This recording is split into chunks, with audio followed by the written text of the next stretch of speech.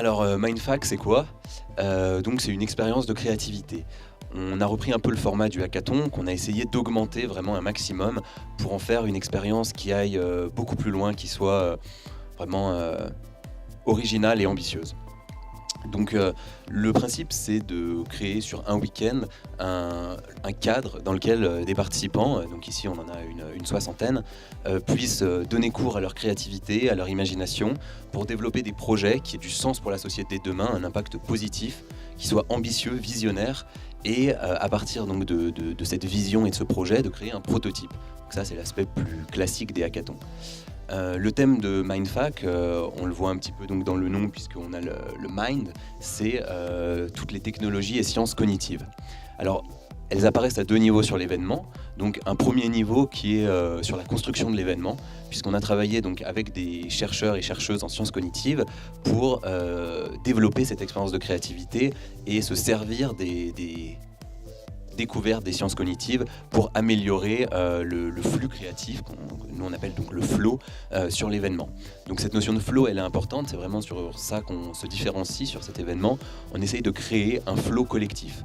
Le flow, c'est un état mental, un état cognitif dans lequel on est tellement aspiré dans une activité qu'on va être surproductif, surcréatif et surinvesti dans ce qu'on fait. Et en plus, au lieu d'y trouver une source de stress, puisque c'est très intense comme expérience, on va y trouver une source de joie et de plaisir. Donc ça, c'était très important pour nous de redéfinir un peu le travail grâce à ce concept.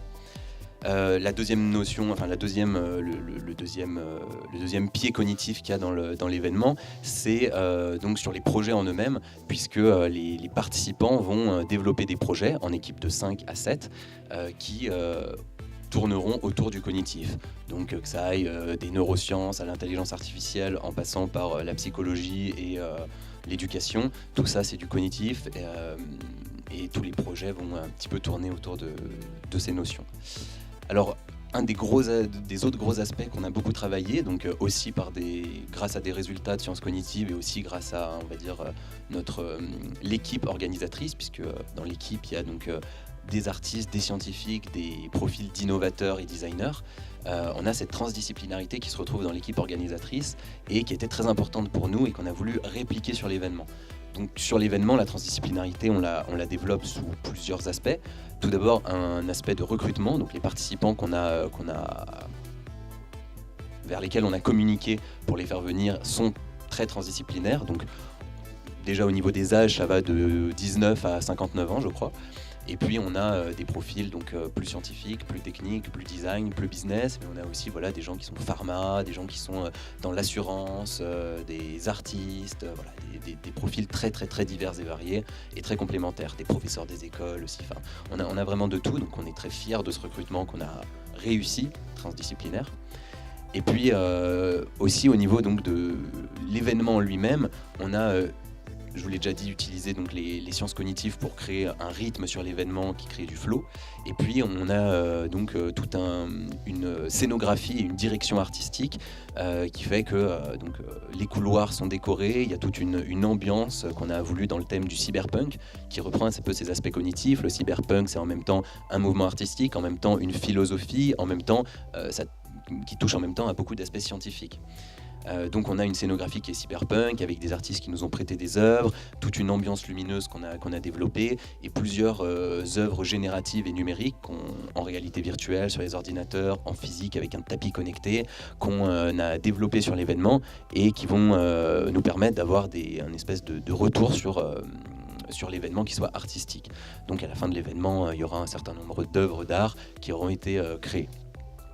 Voilà, donc cette transdisciplinarité, on veut vraiment qu'elle soit vécue par les participants dans leurs projets, avec les gens avec qui ils vont travailler, et puis dans le lieu, l'unité de lieu qui est importante, avec cet aspect scientifique qui les entoure et cet aspect artistique qui les entoure, ces espèces d'expériences qui vont pouvoir vivre tout au long du week-end autour de l'art. Et puis voilà, on a fait un petit peu le tour de ce qu'on avait à dire. Donc c'est la première édition de Mindfac 2017. On espère pouvoir la développer de nouveau dans les mois ou les années à venir, peut-être sur d'autres thèmes. Cette fois, c'était l'informatique et la cognitique La prochaine fois, ce sera peut-être les nano et biotechnologies. Comme ça, on aura fait le tour du sigle NBIC. Notre but étant de vraiment réfléchir et créer autour du progrès, réhabiliter un peu la notion de progrès vis-à-vis de la notion d'innovation. L'innovation, on la met à toutes les sauces, on en parle tout le temps. Il lui manque cette idée d'aller vers un mieux qu'on a dans l'idée de progrès. Donc voilà, c'est un peu réhabiliter cette notion de penser et de réaliser un progrès pour la société qui ait du sens et qui ne soit pas uniquement innovant, nouveau, comme on entend beaucoup aujourd'hui.